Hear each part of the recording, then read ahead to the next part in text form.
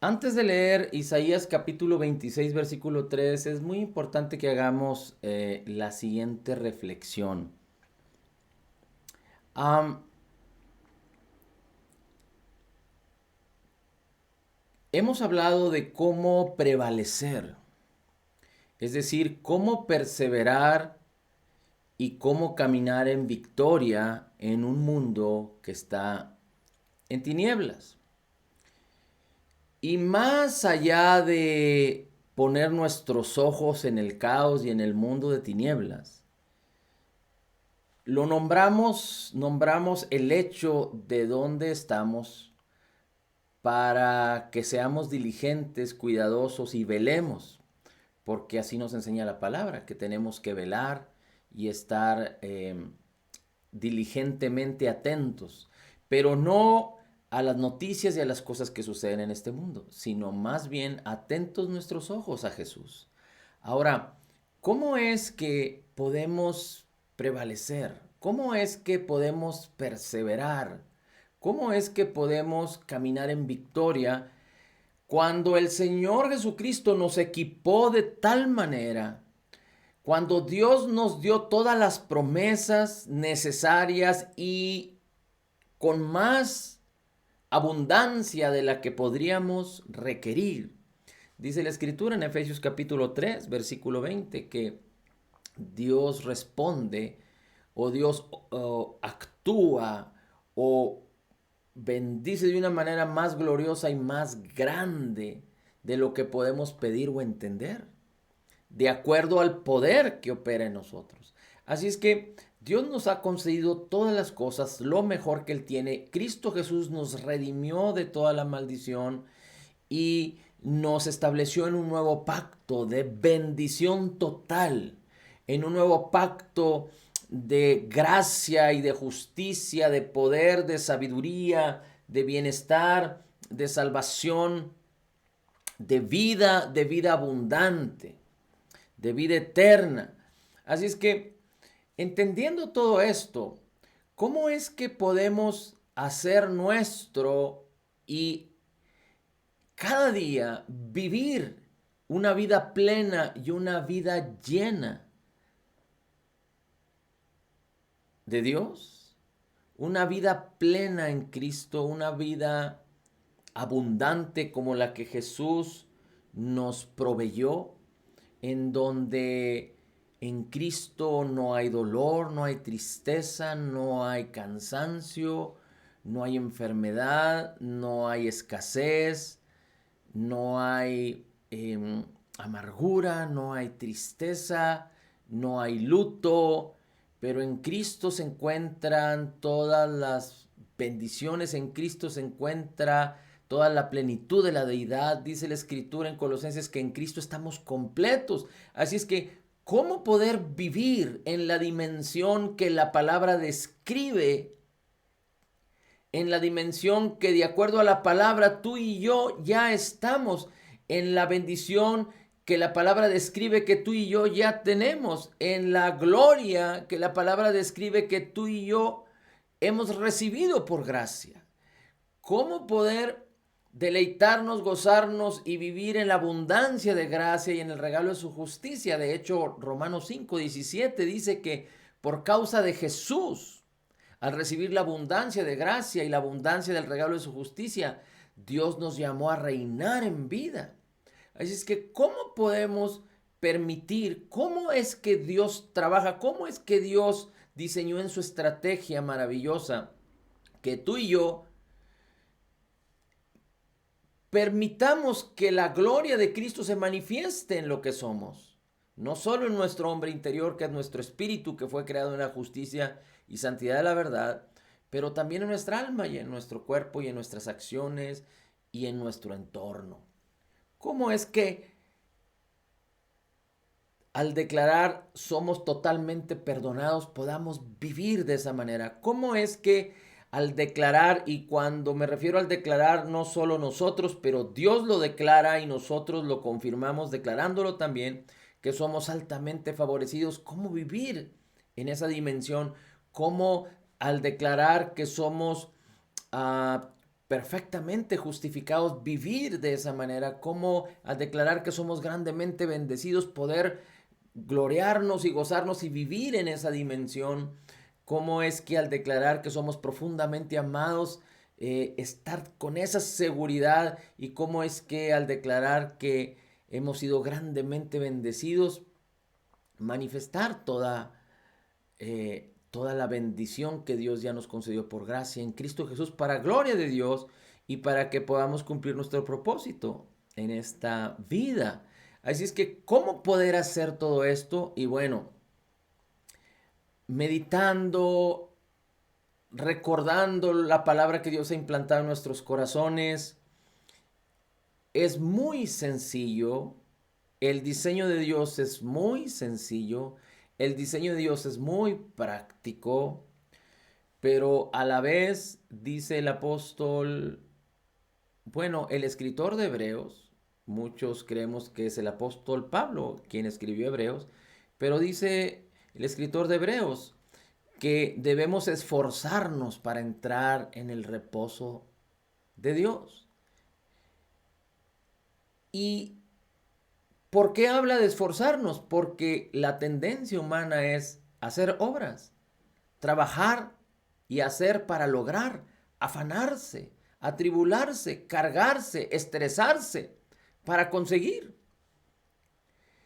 Y cuando no creemos y cuando el hombre, el creyente, no cree correctamente y no entiende correctamente, no va a poder entrar en el reposo, a descansar en el hecho de lo que Jesús ya hizo y de todo lo que Dios nos concedió por gracia en Cristo Jesús. Entendiendo que somos espíritu, alma y cuerpo, que somos un ser espiritual y nuestro ser espiritual es perfecto como Jesús es, porque el Espíritu de Dios, el Espíritu de Cristo, se hizo uno con nuestro nuevo espíritu creado en la justicia y santidad de la verdad. Recuerde, el que está en Cristo, nueva criatura es. Y sabiendo que nuestra alma y nuestro cuerpo tienen que ser nuestra alma renovada y transformada y nuestro cuerpo vivificado y transformado por el poder de Dios, dice la Escritura, no debemos conformarnos, olvidarnos, hacernos a este mundo y a los sistemas de pensamientos de este mundo, pero dice la palabra y nos insiste en que debemos renovar nuestros pensamientos con la palabra de Dios para que entonces nuestras vidas sean transformadas. Así es que Isaías 26 habla un poco de esto. En el versículo 3 dice, tú guardarás en completa paz aquel cuyo pensamiento en ti persevera.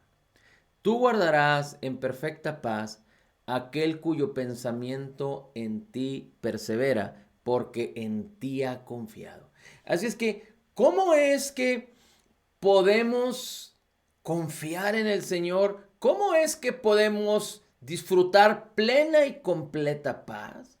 Porque si hay algo que falta en este mundo, en los habitantes de este planeta, aún en los incrédulos, bueno, en los incrédulos, pero aún en los creyentes, nacidos de nuevo, es la paz de Dios.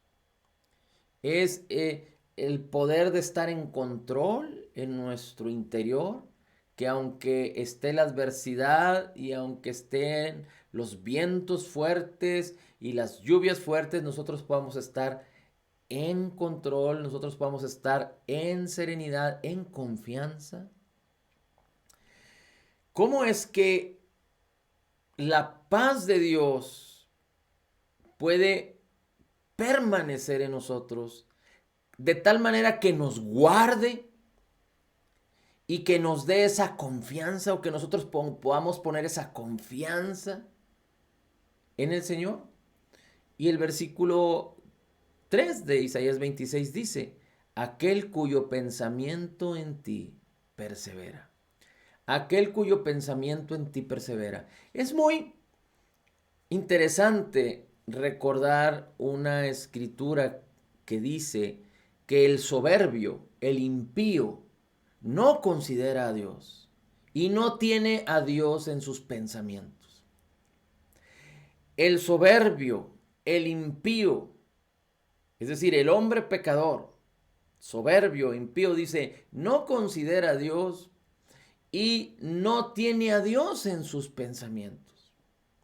Así es que Cuando la Biblia habla de los impíos y de los pecadores de tal forma, podríamos encontrar una analogía con lo que la Biblia nos enseña acerca de perseverar en nuestros pensamientos en el Señor. Porque si algo falta en los creyentes es que podamos perseverar en el Señor, en nuestros pensamientos. Así es que la pregunta es, y es una pregunta retórica, no quiero que me contestes, pero si tú te examinas a ti mismo, la pregunta sería, ¿cuánto piensas en el Señor? ¿Cuánto piensas en su palabra de benignidad, en su palabra de bondad, de mansedumbre? ¿Cuánto piensas en Cristo, en su obra terminada, completa y perfecta? ¿Cuánto piensas en lo que Dios nos concedió por gracia en Cristo Jesús? ¿Cuánto piensas en la palabra? ¿Cuánto meditas en la palabra día con día?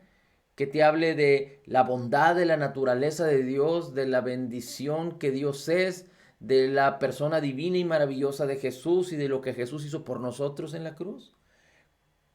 ¿Cuánto tiempo piensas acerca de Dios y de cómo te ama y de cómo te ha perdonado y de cómo te llamó con un propósito? ¿Cuánto piensas acerca de Dios, de que Él es digno de suprema alabanza y adoración? Dios nuestro Padre y nuestro Señor amado Jesucristo. Así es que es muy interesante poder discernir a través de la palabra la condición por la cual el creyente no puede vivir en plenitud. Mira, el Señor Jesucristo dice, yo he venido en Juan capítulo 10, dice el Señor Jesús, yo he venido para que tengan vida y la tengan en abundancia. Pero yo pienso que el Señor no está muy contento porque sus hijos, a quien Él ama, no están pudiendo alcanzar, no están pudiendo alcanzar, no están pudiendo vivir en la bendición que Dios preparó a través de enviar a su Hijo a morir en la cruz. Imagínate un padre lleno de bondad, de misericordia, de gracia, de bienes, de amor, de perdón, de provisión, de paz, de seguridad. Cuando sus hijos lo ignoran, cuando sus hijos no quieren tomar nada de él, cuando sus hijos vagan fuera de la presencia del Padre, sin poder tomar nada de lo que Él les quiere proveer o de lo que ya les ha provisto. Y no estoy hablando de un padre que se enoja porque sus hijos no hacen su voluntad. Porque Dios, nuestro Padre, no es así. Dios, nuestro Padre, no nos condena. Dios, nuestro Padre, no está enojado ahorita con el hombre. Ni siquiera con el hombre incrédulo. Ni siquiera con el hombre pecador. Dios aborrece el pecado definitivamente. Pero tanto es su amor que envió a su Hijo a morir por todos. Pero imagínate al nuestro Dios y Padre, donde dice la Escritura que toda buena dádiva y todo don perfecto desciende de lo alto del Padre de las luces. La bondad de Dios y la benignidad de Dios es tan grande que la intención de Dios es que sus hijos vivan en esa plenitud. Así es que, ¿por qué los hijos no pueden vivir en la plenitud? Más allá de la incredulidad, más allá de creer incorrectamente, más allá de entender incorrectamente, todas estas cosas impiden. Pero una de las razones principales que estas cosas abundan en los creyentes, incredulidad, creer incorrectamente, entender incorrectamente, es que el creyente nacido de nuevo no ha permitido que la palabra sea sembrada en el corazón y sea escrita de tal manera que permanezca de tal manera que permanezca continuamente en la parte del corazón, en la parte del alma, en donde el Espíritu nos revele, nos guíe, nos ayude, nos hable, nos influencie, nos abunde. ¿Cómo es que el Espíritu Santo, que mora en nosotros, que está en nosotros, que nos ha bautizado con su unción, cómo es que el Espíritu Santo puede guiarnos si no hay registro de la palabra de vida? El Señor Jesucristo dijo, las palabras que yo os he hablado son espíritu y son vida. Así es que el Espíritu Santo utiliza los registros de la palabra de Dios, de la palabra de Cristo, de la palabra de gracia, de la palabra de justicia, de la palabra de fe, de la palabra de verdad, que está implantada en nuestro corazón, que está escrita en las tablas de nuestro corazón para guiarnos, para renovarnos, para transformarnos, para hacer que su paz nos guarde, para hacer que nuestro corazón esté confiado. Mira cómo dice Proverbios capítulo 7, versículo 2. Proverbios capítulo 7, versículo 2. Dice, guarda mis mandamientos y vivirás. Y mi enseñanza como la niña de tus ojos. Átalos a tus dedos, escríbelos en la tabla de tu corazón. Escribe mi palabra en la tabla de tu corazón, dice el Señor. Nuestro espíritu, que está en perfecta comunión con el Espíritu Santo, con el Espíritu de Cristo, es uno. Nuestro espíritu conoce todas las cosas. Nuestro espíritu tiene la mente de Cristo. Nuestro espíritu es perfecto, porque Jesús es perfecto y nuestro espíritu nacido de nuevo, Dios lo creó perfecto en la justicia y santidad de la verdad. Pero nuestro espíritu necesita revelar, nuestro espíritu necesita liberar todo el potencial que Dios implantó en él, para que la seguridad, la paz, la vida abundante que hay amor en nosotros pueda no solo expresarse en nuestra parte espiritual, pero también en nuestra alma y en nuestro cuerpo. Así es que, ¿cómo Dios lo hace?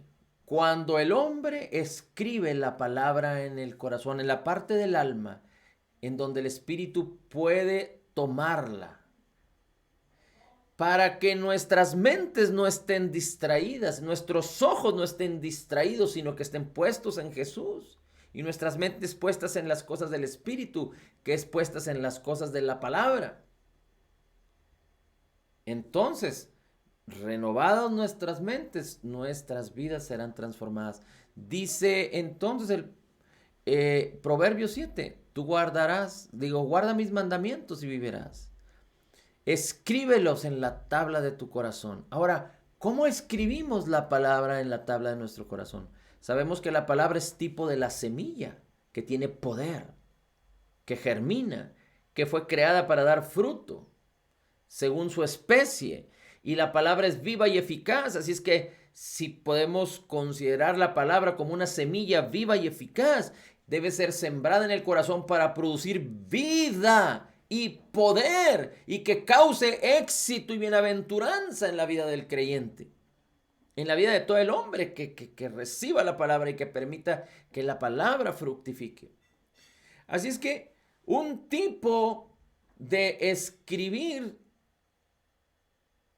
las palabras de Cristo, la palabra de Dios en nuestros corazones, es permitir que la palabra como una semilla entre.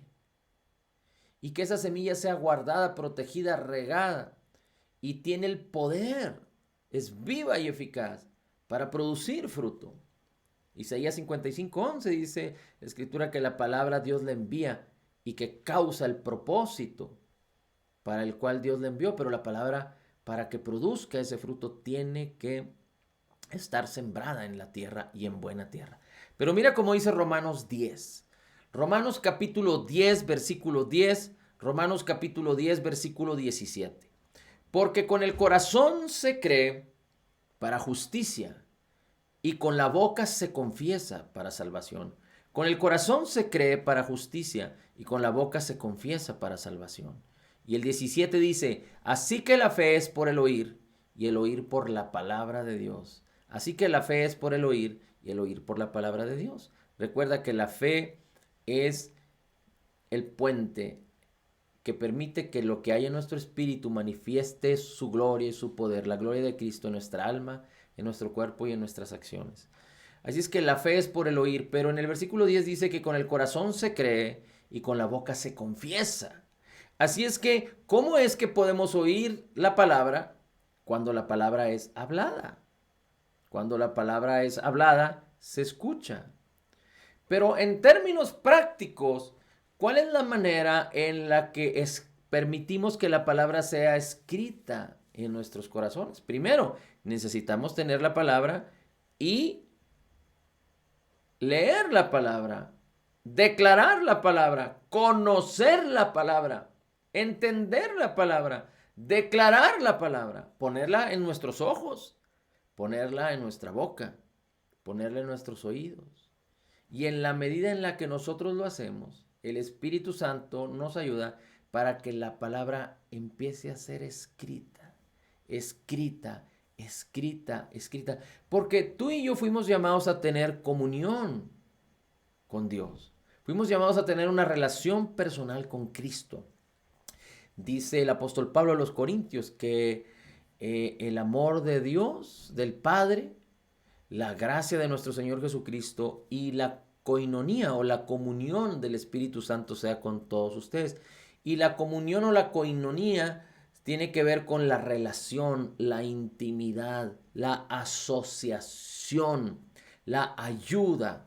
Así es que el Espíritu Santo es nuestro consolador, nuestro ayudador, pero Él necesita que pongamos la palabra en nuestros ojos y en nuestra boca para ayudarnos en el proceso de escribirla en el corazón. De tal manera que escrita o la palabra bien sembrada en el corazón pueda producir fruto. La palabra en nuestro corazón, la palabra en nuestra mente renovada, causará que pensemos en Dios. Causará que imaginemos la bendición de Dios, que imaginemos la obra terminada, completa y perfecta, que imaginemos lo que ahora somos en Cristo, su persona divina, lo que Él es, lo que Él hizo y lo que ahora somos en Él. Dice uno de los proverbios que tal como el hombre piensa, así es. Tal como el hombre piensa, así es. Y entonces, ¿cómo es que podríamos esperar ser hijos de Dios, no solo en nuestro espíritu, pero en nuestra alma y en nuestro cuerpo, ser victoriosos en el Señor, si no tenemos pensamientos de Dios? Pero si tenemos pensamientos de todo tipo de situaciones y damos rienda suelta a lo que nuestros ojos ven y lo que nuestros oídos oyen. Pero Dios está animándonos y esperándonos, como hemos dicho ya, Dios nunca te condena, pero Él quiere que tú aprendas a vivir en su plenitud y para eso necesitas que la palabra sea tu manera de pensar. Para eso tú y yo necesitamos que la palabra de Dios sea nuestra manera de pensar. Y cualquiera que pudiera escuchar esto diría, bueno, pues qué extraño, bueno, pues qué raro, bueno, pues qué difícil es esto. Tú y yo ya no somos como éramos antes, fuimos comprados por precio.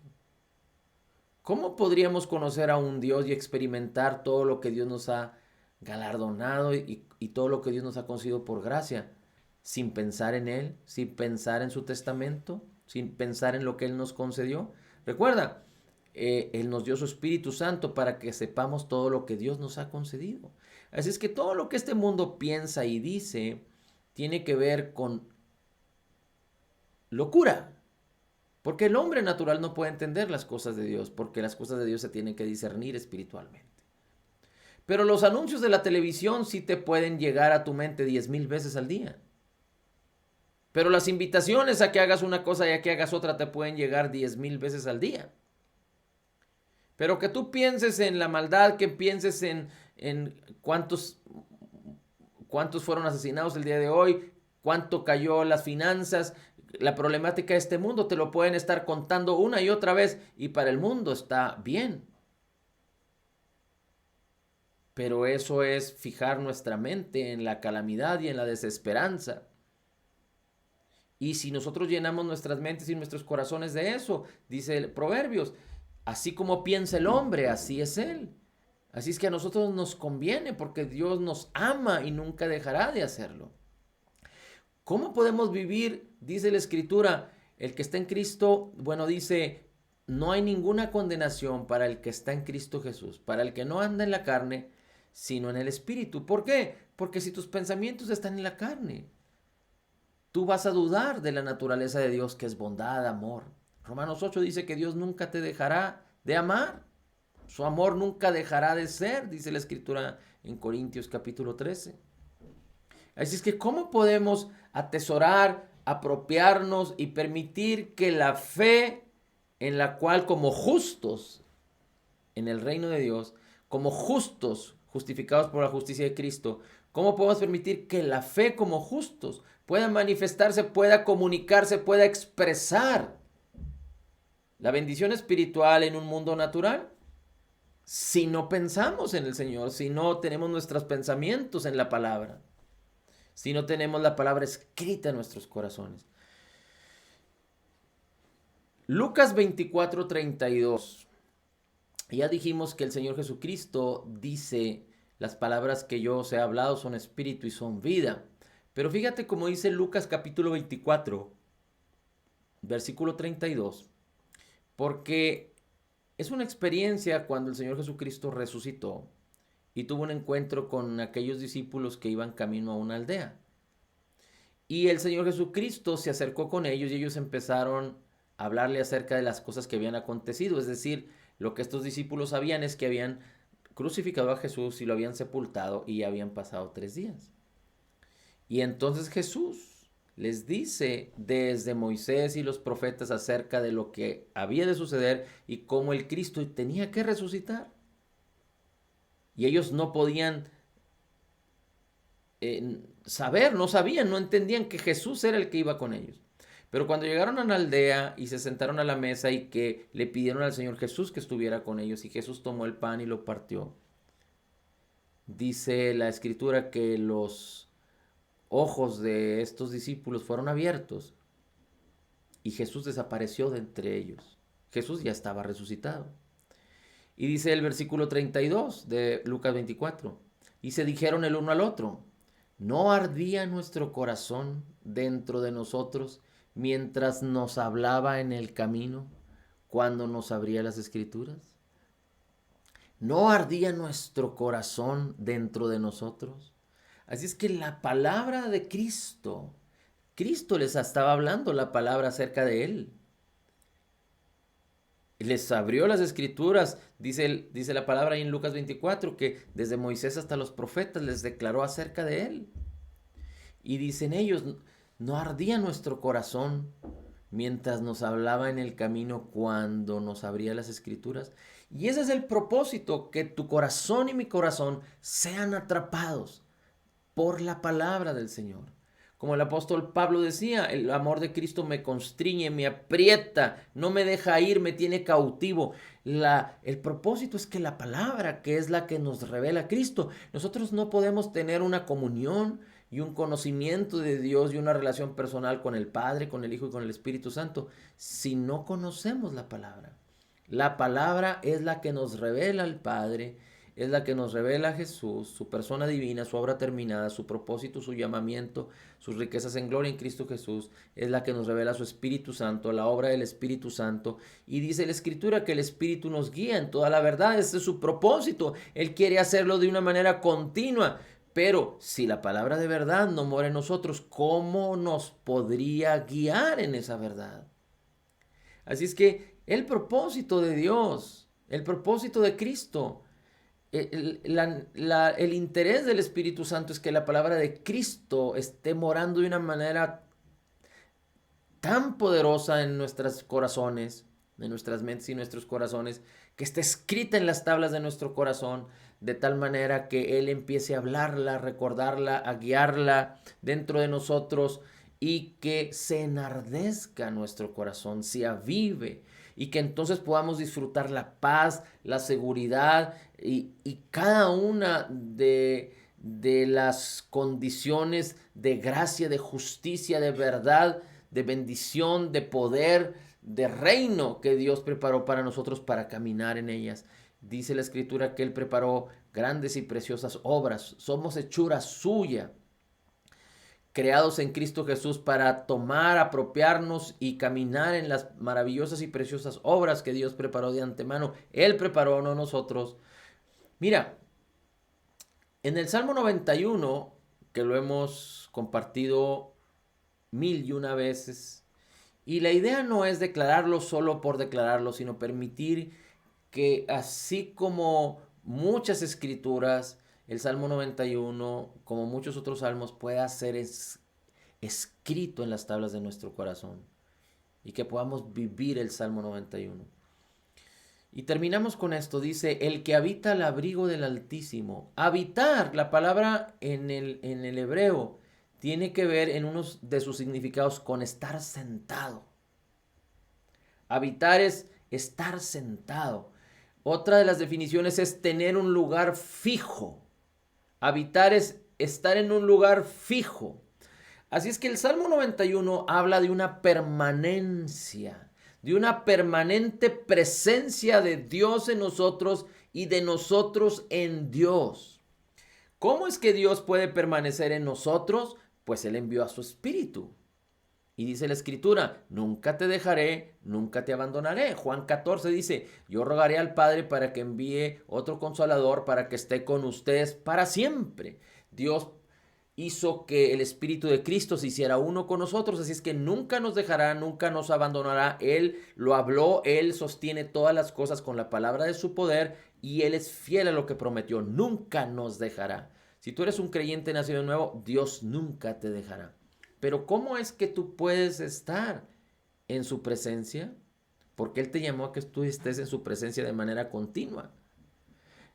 Dios no quiere que tú vayas a su presencia a través de un canto, que vayas a su presencia a través de un devocional, que vayas a su presencia a través de una oración matutina de 5 minutos o de 15 minutos.